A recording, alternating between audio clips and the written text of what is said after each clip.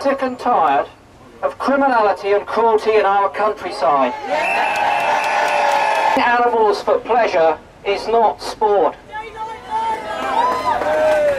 It's something which is no longer acceptable in our countryside to 84% of the people in the UK. The idea that in the 21st century it's appropriate to charge around the countryside tearing animals to pieces with dogs is wrong, pure and simple. Science, conducted by top quality, independent scientists, the best in the world actually, peer-reviewed and published, and it says the badger cull is not the way to combat BTB. How can we lose this argument? Why are we losing this argument? Simple. Our governments are not making evidence-based decisions. They're making politically based decisions which suit them and some of their lobbyists. So once again, we have to fight against this. And we're winning that fight. Yeah. They're still culling, but I'm standing here and counting. And there's a huge number of people who've given up their afternoon to come and make the public continually aware of this travesty that's taking place in our countryside. So thank you very much for continuing to raise this hideous issue. Yeah. Brings us to today, because out there on the moors across this country there are people currently killing wildlife for fun, and that comes at an enormous cost to our environment. The uplands of this country are currently home to gunfire because of driven grouse shooting, and we have chosen an icon like the fox, like the badger, that represents the health of that environment, and it's the hen harrier. A beautiful bird. And I doubt that many of you have had the pleasure of seeing one of these, because again, in your lifetimes, their population has crashed. And it's not crashed because of loss of habitat. It's not crashed because of pesticides. It's crashed because they're being shot primarily by gamekeepers on driven grouse moors. They're robbing us of our natural and national heritage and a valuable part of our ecosystem. We think it should stop. And after years of trying to compromise and work creatively in partnerships with these people, we've run out of patience, because the number of birds killed is just going up and up. So I say it's time to ban driven grouse shooting. There's no ambiguity. If you go onto social media, you will see some footage released this week by the RSPB's investigation team, which clearly shows gamekeepers killing marsh harriers, a protected species, on a grouse moor. There is no ambiguity at all. We are satellite tracking these birds, and we are picking them up on grouse moors all over the UK where they've been shot or poisoned. There's nowhere to hide. These people are criminals. It's been illegal for a long time. There is no doubt at all that we are right in saying that there's criminal activity taking place out there, and it's principally focused around driven grouse shooting. Not a shooting is not conservation, however they try to spin it. It's destruction of a fantastic ecological resource which should belong to you and I. I speak to you as a knowledgeable, sophisticated audience, not a bunch of ignorant serfs from yesteryear. When these people tell us that they're conservationists, when they try to tell us that their practices lead to increases in wading birds, that means that they've read page 3 of the Ladybird Book of Ecology. Yippee-yi-yi! It's fairly obvious if you kill all the foxes, all the stoats, all the weasels, all the hen harriers, all the peregrines, every predator on a piece of land, those birds will breed more successfully. But had they got to page 4 of the Ladybird Book of Ecology, they would have realised that predators play an intrinsically important role in the ecology of our landscape. And if you remove them, that isn't sustainable, and that landscape will begin to decay. It will change its shape and its form, and those waders won't prosper for long. Frankly, folks, we don't even need to think about their lies, because they're pretty pathetic. First they laugh at you, then they ignore you, then they fight you, and then you win.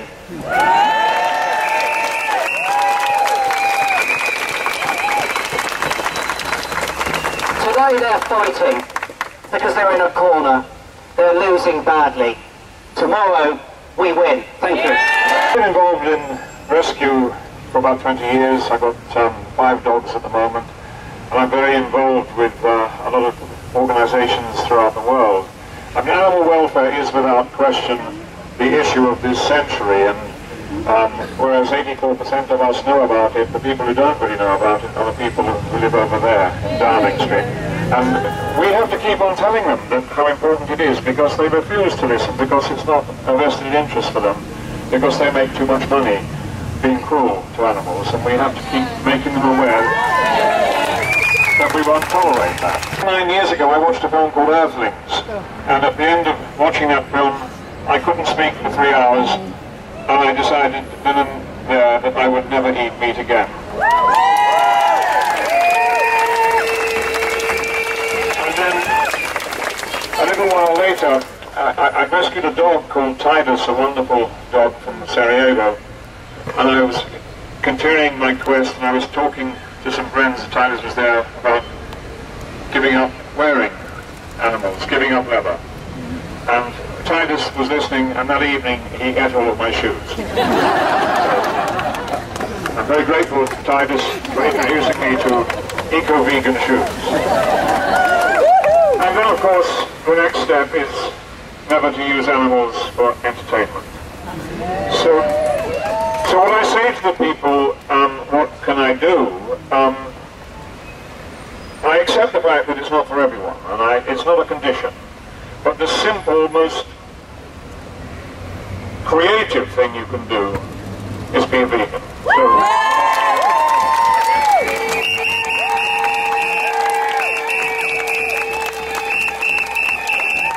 So I join you, I support you, and I'm really glad to be in your company. Thanks for being here. Thanks a lot. From Born Free Foundation, Will Travers.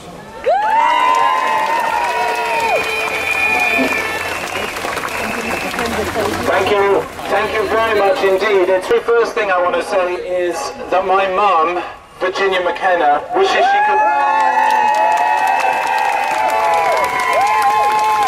Well, she wishes she could have been with you here today, but she sends you all her love.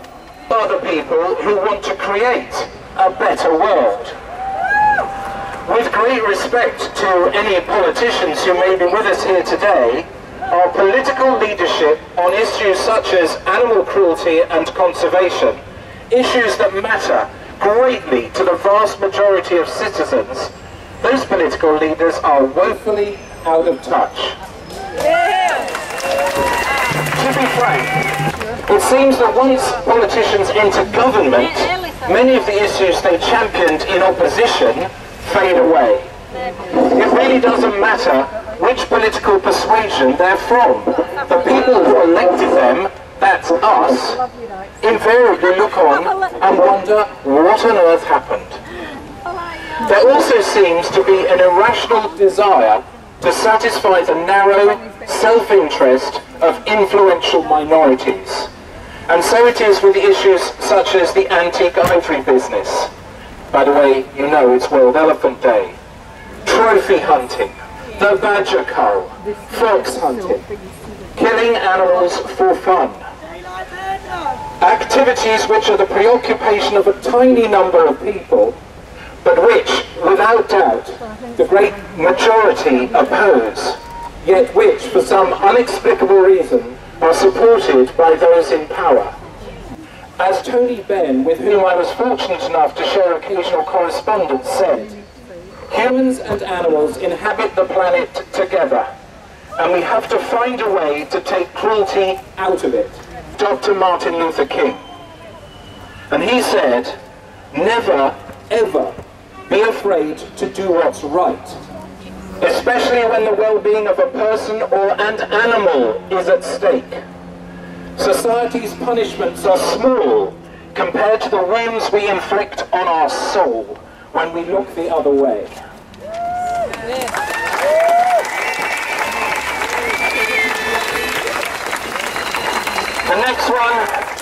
The next one is from my late father, Bill. And he said, whenever I feel the urge to relax, to unwind, I think of all those beautiful wild animals and their babies with which we share the world. And I'm on my feet in a flash, completely rewound. One day the spring will break, I tell myself, then there will be time enough. A quote from Audrey Hepburn that I'm incredibly fond of. I'm going to ask you, if you can, to raise both your hands, And this is her quote. She says, as you grow older, you will discover that you have two hands.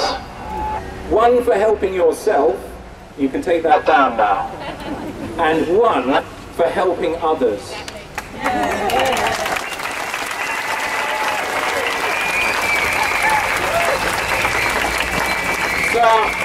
So if these thoughts inspire you as they inspire me, and they help me lead my life, and I hope they will help you lead yours, then let's do everything we can to make a better life for our living planet and all its creatures, and I do mean all. Thank you very much. It's the acting CEO of League Against Cruel Sports. Philippa hasn't been well for the last few days, and we didn't think she was going to make it today. Just her presence is good enough though. She might not be able to speak many words, her voice isn't good at all. Here's Philippa. So we've been talking about stopping the end of badger culling. I know that badgers don't sport TV. But what we do know is hounds are across the country now. So what we're wanting to do as the League is get the 84% of people who are against hunting to really make their voices heard, because together we can make a difference. But these are amazing members of the National Trust that actually have got a vote at their upcoming AGM to stop the licensing of field sports. And we're going to really support them these coming months. So if any of you members of National Trust or my friends that are, please vote. Because what they're saying, trail hunting is happening, it's not. We all know it's real hunting. And if we stop the National Trust from doing it, then that is vast swathes of land that actually will be no-go areas for hunting. This is Portia Landry. You might like to vote for us, the Hunt Investigation Team. Over the last 12 months I've been doing some absolutely marvellous work. We just really needed her down here to speak to us today. Here she is. Today I've said, where are you based? Well, we're based in our own living rooms when investigators aren't out in fields. We don't have officers.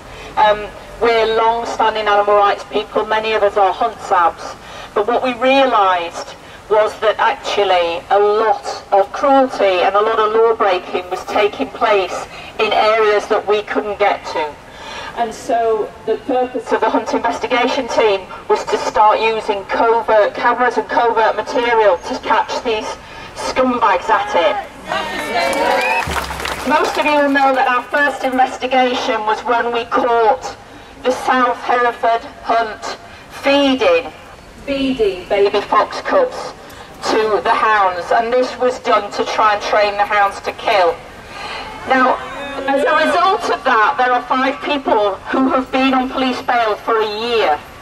We are told by the police that it is a complicated case. The reason that it is complicated is because of interference from across there. There is absolutely nothing complicated about hours and hours of film of clearly identified individuals trapping fox cubs on South Hereford hunt land, caging them, keeping them in the hunt kennels, and then feeding them to the foxhounds. It's not complicated at all. The Crown Prosecution Service decide to pull that case. And we will use that as proof positive that the hunting community cannot be trusted to act within the law, and that we need a hunting act, and not only a hunting act, but we need to strengthen it in order to stop this kind of behaviour.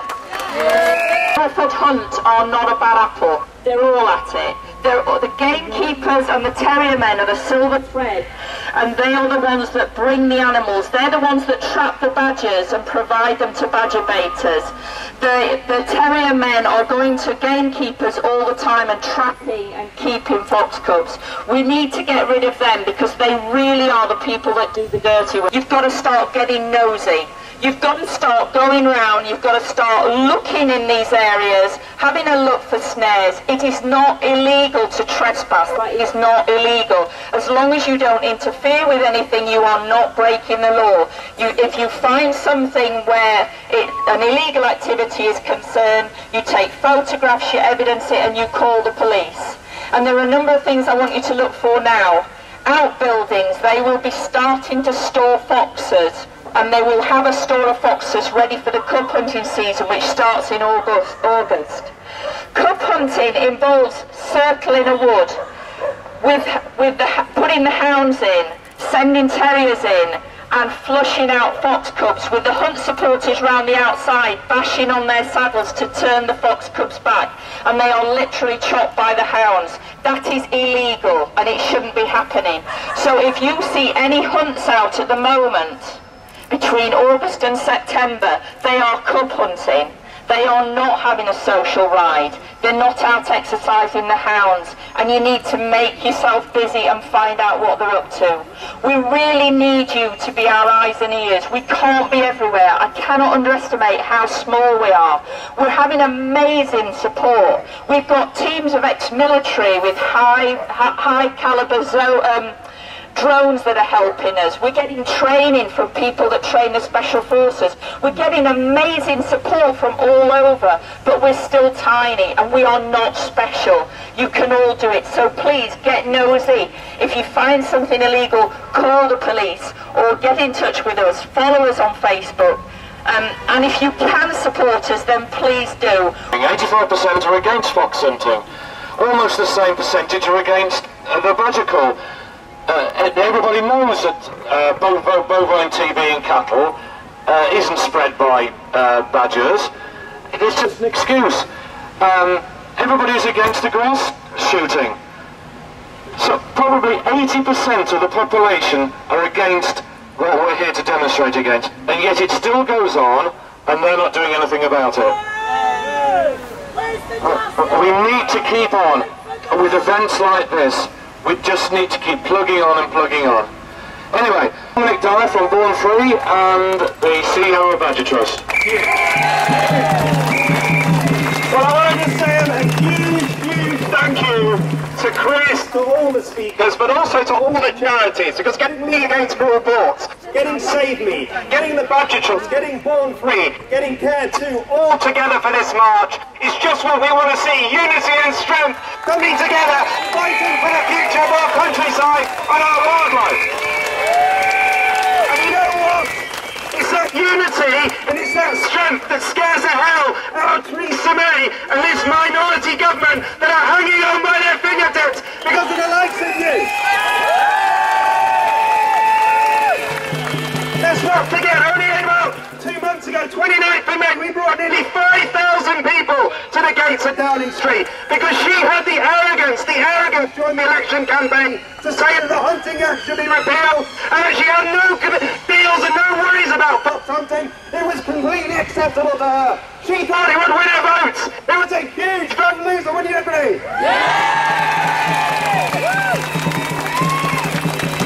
You know what happened in that election? Something quite fascinating happened. Young people got off on their backsides and started to realise they could make a difference. I speak to those people in schools and universities and marches and events all the time. I know they care about foxes. I know they care about badgers. I know they care about elephants. And when they enter the polls, they made sure those MPs knew they cared as well. And some of them didn't come out the other end. They lost their seats just because of that.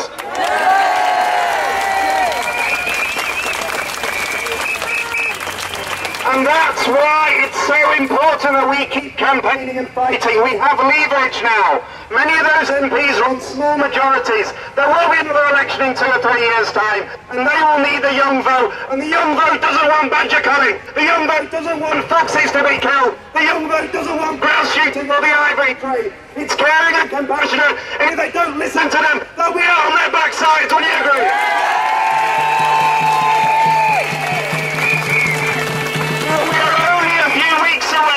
A few weeks away from the 5th year of the national disgrace that is the badger cull. We have seen 15,000 badgers killed and £40 million cost. They're testing none of them for TB. We can be pretty certain most of them are completely free of that disease. They've shot nearly half of them by a free shooting method that could take nearly 5 to 10 minutes for those animals to die of gunshot wounds or multiple organ failure and blood loss. Do any of you think that's acceptable?